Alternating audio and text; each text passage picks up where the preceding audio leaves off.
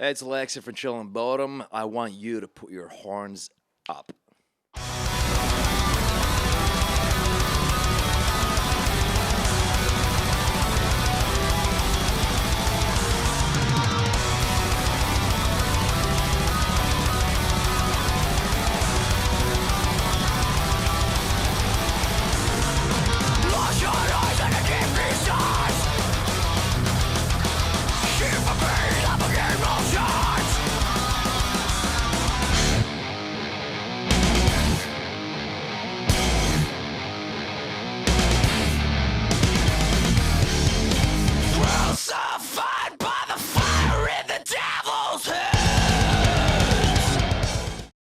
We're backstage at Terminal 5 in New York City with Alexi, the wild child from Children of Bodom. What's up, brother?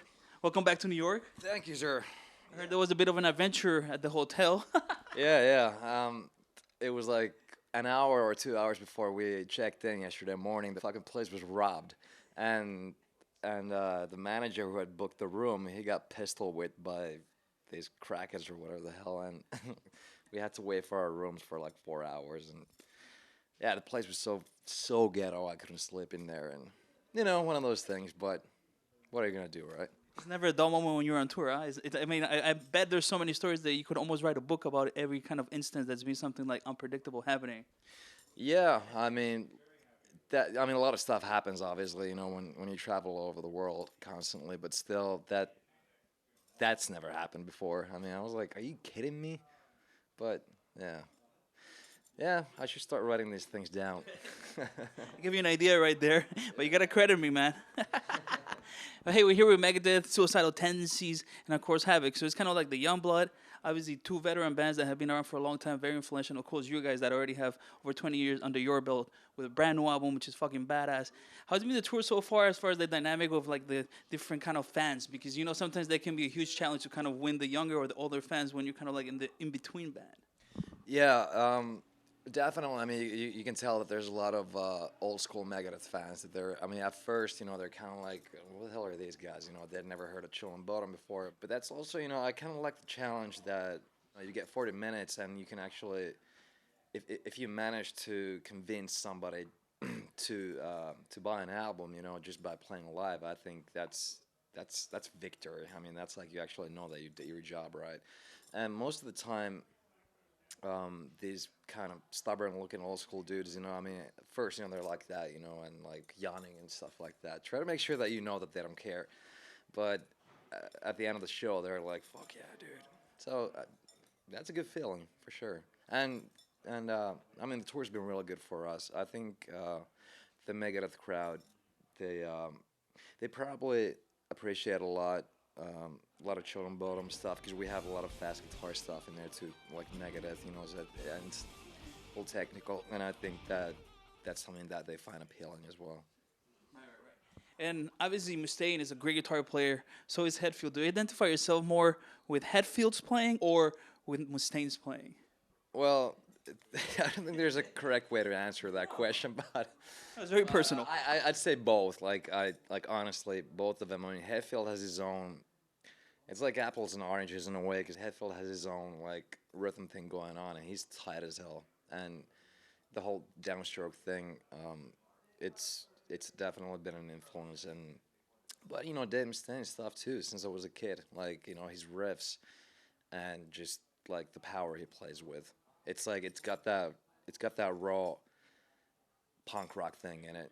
Even though it's like he's a tight player, but I mean it's still got that like anger and kind of dirtiness in it that I really do appreciate.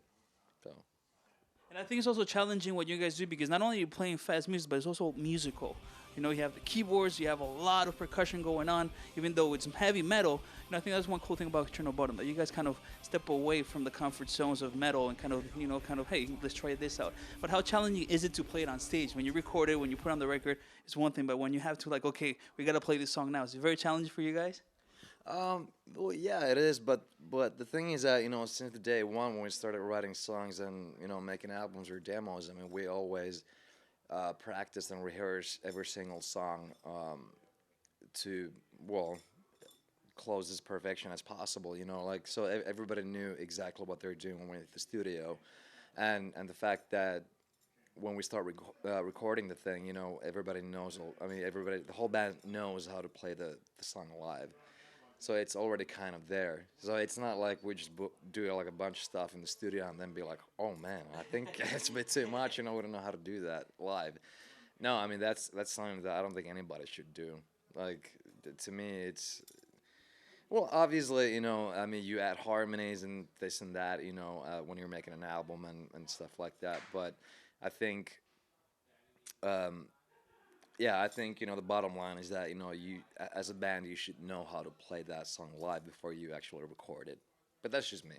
What do I know? What do you know? You've been doing it for a little bit, huh? Hey, man, obviously, you're probably aware that there's quite a political circus going on right now. The election's here in November. Any thoughts about, like, you know, the candidates and all the bullshit going on? I don't usually get involved with politics. Me neither, but it's bad. But now it's like, I can't even, like, honestly, dude, I mean, I'm the guy who avoids this topic, but this is just like what? Like, how is this happening? But, I don't know, man. Is it really gonna win? What do you think? Hope not. I think we all do, but He's gonna be with the wall, you know. He's gonna be like, yeah. I mean, it's like, you know, when I saw some of his speeches or whatever. I mean, the dude is like blatantly a fucking racist. I mean, am I wrong? Yeah. I mean, so but then yeah. Look, I'm not American citizen, you know. I do live in California like part time, and I don't think I should say anything about, you know, the politics or the president or anything like that. Because I mean, I do consider myself as a guest in this country, and I'm always happy to be here. But still, come on.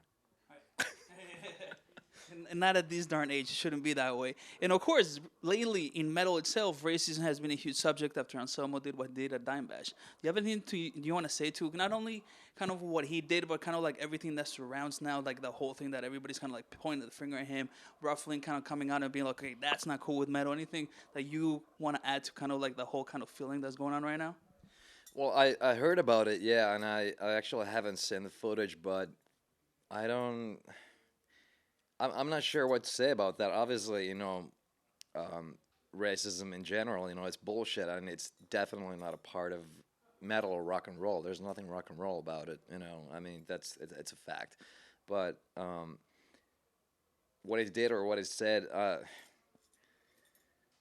who knows? But on some level, though, you know, I kind of believe that he didn't mean it that way. But of course, you know, it sounds kind of bad, you know. Say what, white power or something like that? Yeah, it's yeah. Well, let's just put it this way: I wouldn't say that.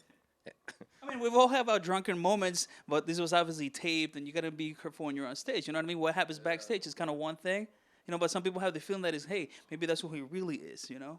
But those who know him know that's not the case. But most people don't know him. Yeah. Well, that's what I actually truly believe. But obviously, especially nowadays when everything's filmed with the 1,000 different cell phones, you know, and that they're instantly on YouTube and everything. So of course it's gonna become a huge matter. Like, you know, you can't get away with pretty much anything nowadays. So yeah, you gotta be careful, you know, what you say. But like I said, man, you know, like yeah, it's a little unsettling, I guess. You know, the whole thing.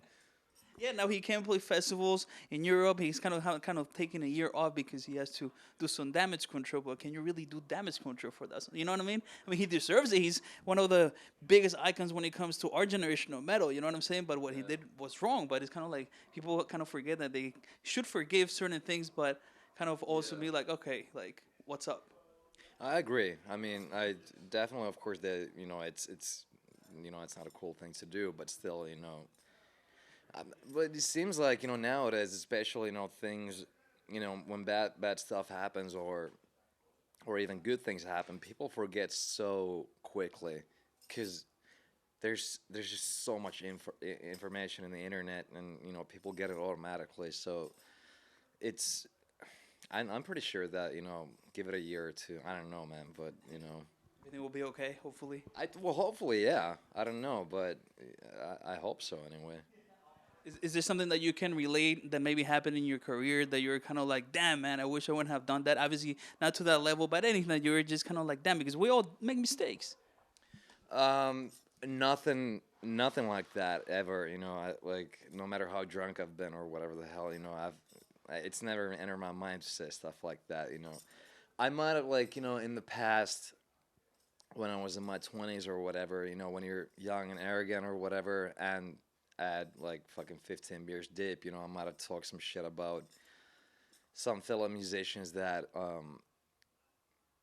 they didn't deserve it, you know. Like just the fact that you know, just because I'm not a fan of their music, it doesn't mean that I shouldn't respect what they do, you know. And that's something that's not very cool, and so that sort of thing, you know, it's stupid. But yeah, I never said anything. To my knowledge, I've never said anything like politically incorrect. All right, man. Anything else you want to tell the fans right now that are watching? Well, thank you for watching. Thank you for supporting Children of Bodom, and I will see you on the road soon. Bye. My friends.